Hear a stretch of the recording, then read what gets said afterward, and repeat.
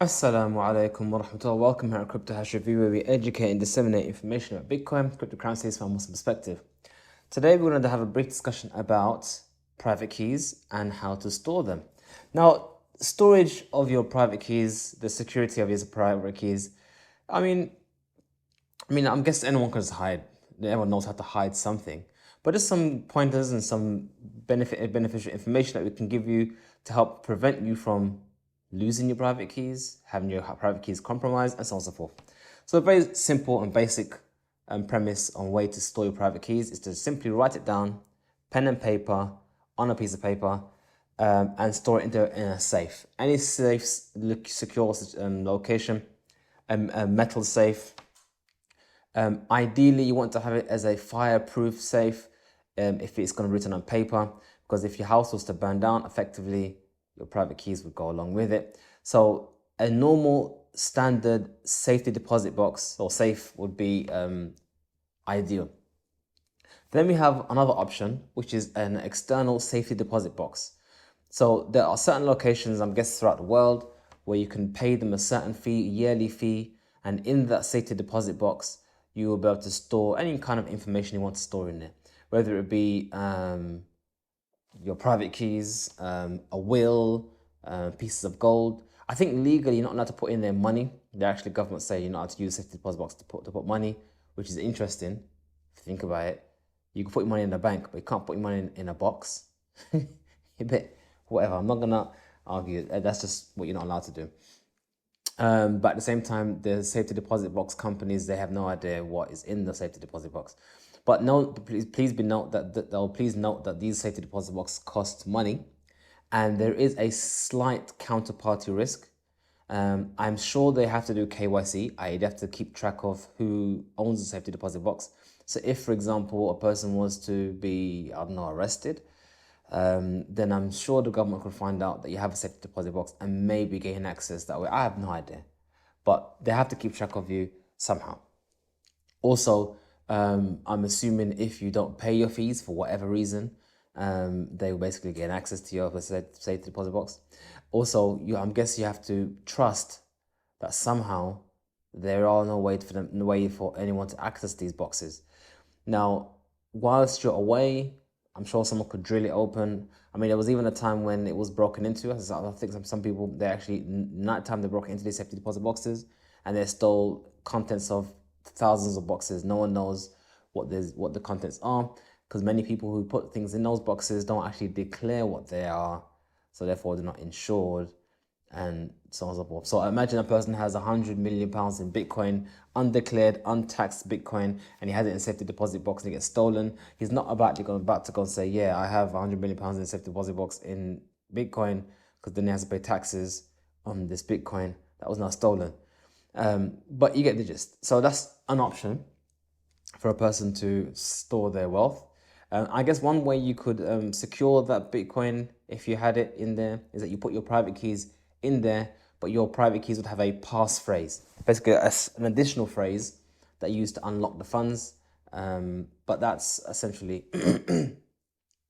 another option. Another option will be to actually etch your private keys using metal. So there are many options online where you can buy these either metal cylinders or metal cards, where you either choose the letters for your private seeds, for the words in private seed, or you actually stamp the actual letters on a piece of metal.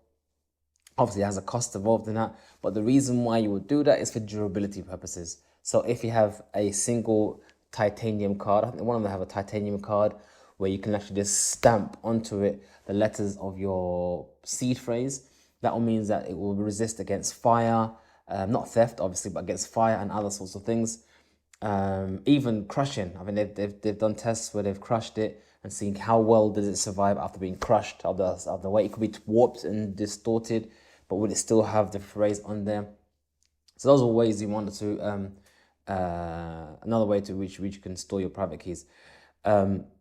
Some just use simple pen and paper in terms of actual special paper. So there's a company.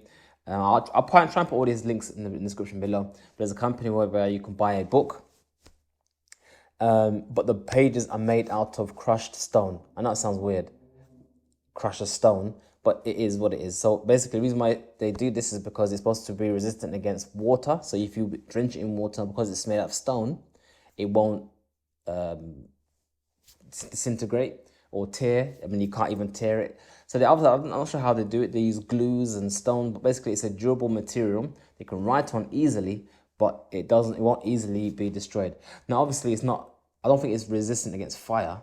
I mean, I guess you can do it and find out yourself, but it's definitely a nice option to have rather than just a normal £5 book. Another option would be to store it on an NFC. So here we have, for example, we have this. This is like a little ribbon of coming out 1,000 NFCs. This is interesting because these are actual chips where you can store any kind of data, websites, email addresses, whatever, and you can also store your private key on this. So you can actually get a sticker, take one of these stickers off, stick it on something like a book. Maybe you have a little book or inside of a book, and you can kind of hide it. So if you can imagine a book, like a normal reading book, if you peel back one of the binds and stick this inside the bind and seal it, then if anyone opens the book, they will not know that there's an NFC embedded within this. You can also put this into toys and what kind of stuff. So for example, what I have here, we'll have this available on our website if you want to purchase them. This is actually just a little plastic Bitcoin coin. It could be anything really, but this is 3D printed. So embedded within this is one of these NFCs. So you can actually just get your phone. Where's my phone? My pocket. So you can get your phone and you can scan the data and you can reveal this private key or the seed phrase within this. Another product we're gonna do is basically like a drafts board or a chess board with chess pieces, and embedded in one of the chess piece will be an NFC sticker. So you can have a little board game which no one would know is anything in there, and you can actually store thousands and thousands of pounds in a chessboard and no one would even know it's in there. Obviously, don't leave it out for people to play and lose the pieces, but it's just another option you can use. Also, another one of these, by the way, you can get this from Amazon. Another option you have is this one. Another one you get from Amazon. So this one is slightly different. I mean, it's the same principle as this, but you have plastic NFCs. NFCs, yeah. So this one is a paper one with sticker, and this is a plastic one. So I don't think this is durable against water. So if water gets into it, I don't think it would work. But with this one, because it's plastic, effectively it's like a little mini coin, and you can use this as well. And they give you these little holders as well. So if you just open this holder, I guess, how is it open? There we are. So you can open the little case, put the NFC. You put more than one actually inside there, and now you have your little NFC where you can write data onto it using your phone. So you need to have the more, I guess, iPhone 12 onwards and the SE2 and that kind of stuff. So you can actually write data onto it, yes, in your NFC seed phrase, and you can read off of it. That's another way of doing so. Now, I can't obviously attest for the security of the application you would use to read and write the data. So obviously, if you have an application which is compromised and has a virus on it and it transmits all the data you write and delete to themselves, I guess there's a security risk there.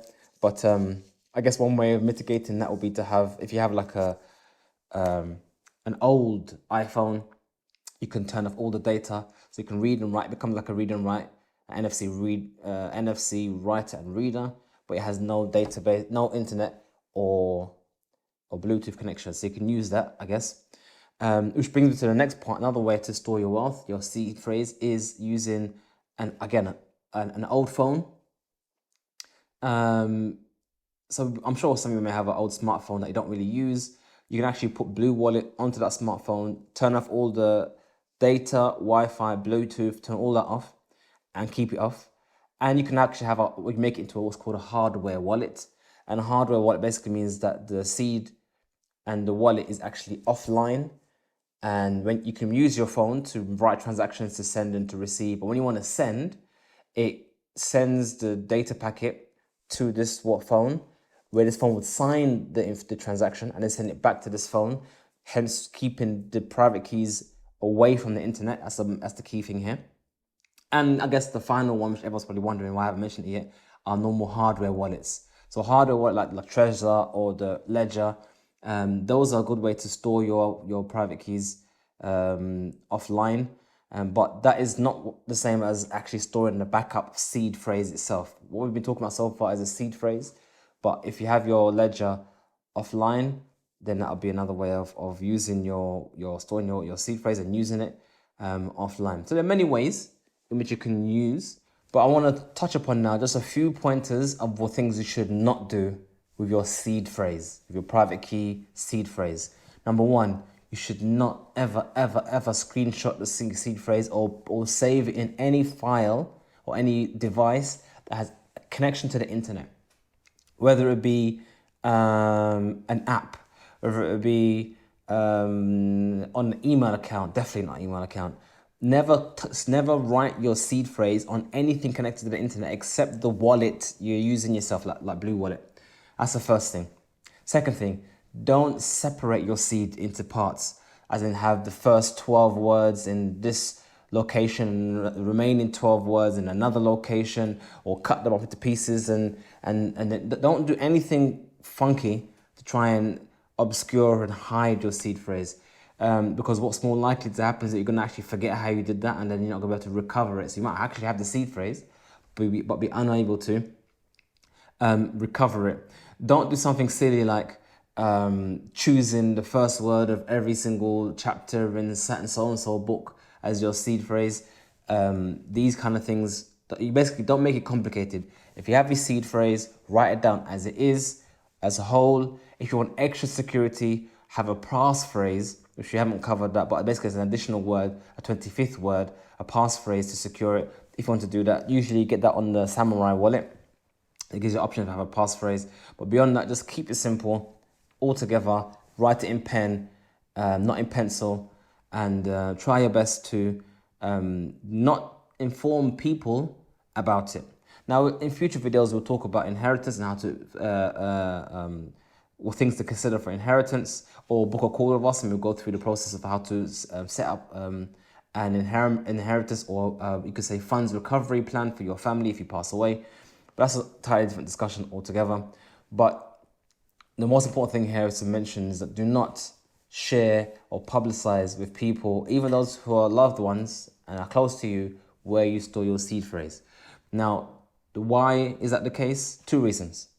The obvious one is that, money is money. Money can corrupt. Someone may think, you know what, this guy's rich. I'm sure he won't mind if I just take a few of his Bitcoin and then your Bitcoin's gone. Lots of things. Or maybe they know where your Bitcoin is and then there's nothing to worry about or nothing to distrust them in telling other people. But maybe they will become compromised, i.e. maybe someone would hold a knife to their neck and say, if you tell me where the private keys are, otherwise I'll kill you. And then obviously they're going to tell them where the private keys are. So it's not that they are not trustworthy, but it's just that the more people are aware, the more your funds are at risk. So don't go around advertising, yeah, I got this and I got that and I got this coin and that coin and my private keys. Don't do that. And the second issue is, it's possible that if somehow your private keys were compromised, maybe someone broke into your house, they didn't really move your furniture, but they just found your private keys and you was completely unaware, and then funds went missing. If the only person who knew was your wife or your husband or your son or your daughter, and the money is now missing, then who else took it? Your first thing that's going to be in your mind is that they took it. You won't be thinking, oh, someone came and burgled me and left the house nice and clean and pristine. No, you're going to think the only person who knew where your Bitcoin is, they were the ones who stole your Bitcoin. And that can destroy relationships. So there's a reason why you shouldn't really tell people where your Bitcoins are. That doesn't mean that you don't make a plan for them to know if and when you pass away. But what it means is that while you're still alive, you shouldn't really open up the risk to your family and to yourself about your Bitcoin. So there was one program I remember seeing when I was very young. It sounds weird, but it was on BBC. This was years ago, probably in the 90s. There was this scene, old English scene, probably Tudor time, where a guy came in with a musket and he said to the family, "Where's your gold? Where's your gold?" And the guy said, "I have no gold, I have no gold." So the guy turns to one of the kids and said, "Where does daddy put his gold?" And all the kid did was glance to the left. He didn't intend to tell him anything. The kid didn't say anything. But obviously, unconsciously, the child was asked, where is the gold? And his eye gazed toward the left, and then the guy thought, okay, is it in that direction? And basically, he read the child's reaction, and then the child unfortunately gave away the location of where his dad hid the gold. So it's not to do with you don't trust them or they're going to steal your wealth and you're hiding things from them. No, it's some simple things of human error, human frailties, human failings, and mistake. You know, maybe they might have mentioned, maybe your wife or your son or your daughter might have mentioned it by accident to one of their friends, and their friend compromised it. There's so many things that can go wrong that it's just best not to just keep it to yourself, man. Keep your private keys to yourself, but make sure you have at least a backup. One location is your main location, and another location which is your backup location. And do be aware though that the more locations you put them, the more likelihood someone could stumble across it. Never, ever, ever, ever, ever put your private keys on any website application other than the wallet you want to put it onto. And if anyone comes to you with an email or a message saying, "I will help you secure your Bitcoin, just give me the private keys," anyone, if you think it's customer service, nothing. They're all lies. Not a single person who's legitimate will ask for your private keys. So if you get a message from me in Telegram or in the comments below asking me for private keys, it's not me. And that's basically the situation with your private keys. We hope you find this video beneficial and useful. Please, please, please watch this video again a second time. Take notes. This is probably the most important video ever made for you. How to secure your private keys and your seed phrase. And may Allah give you plenty of Bitcoin and keep them safe. Assalamu alaikum wa rahmatullah.